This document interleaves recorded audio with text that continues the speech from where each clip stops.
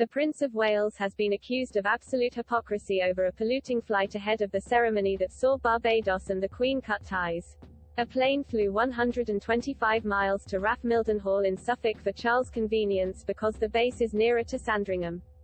Critics say the prince should have opted for driving to the aircraft's usual home, RAF Bryce Norton in Oxfordshire, in his electric vehicle. While it would have added 2 hours of driving to his journey, it would have reduced his impact on the environment.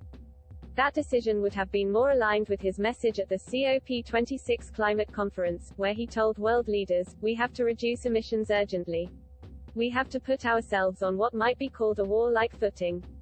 We know what we must do." The heir to the throne urged him to do more than just talk, which he admitted he had also been guilty of for the past 0 years. The vocal anti-monarchist group Republic took to Twitter to say, "Charles is a climate change hypocrite who wastes millions of pounds on taxpayers' money." The Voyager in which Charles traveled, an Airbus A330 also used by senior government ministers, is the first RAF plane to run on biofuels blended with normal aviation fuel. A Clarence House spokesman said on Saturday, "The Prince has campaigned for a shift towards sustainable aviation fuel as air travel is a crucial part of his work."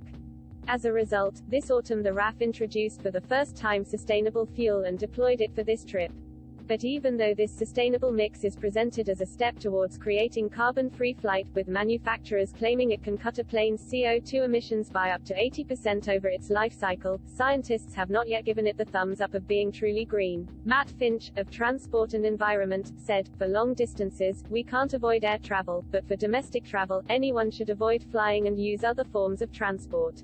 While the prince has previously urged all of his staff to cycle to work and claims his Aston Martin DB6 is powered by surplus English white wine and whey from the cheese process, last week's transport choice has put his commitment to battling climate change under scrutiny. The RAF flight to Suffolk was reportedly part of his trip to the handover ceremony that would make Barbados a republic. Speaking at Heroes Square in the capital Bridgetown, he said, "The creation of this republic offers a new beginning. From the darkest days of our past and the appalling atrocity of slavery, which forever stains our history, people of this island forged their path with extraordinary fortitude." A protest over the prince's presence at the service had been planned in the city, but it was denied permission on grounds of avoiding the spread of the coronavirus.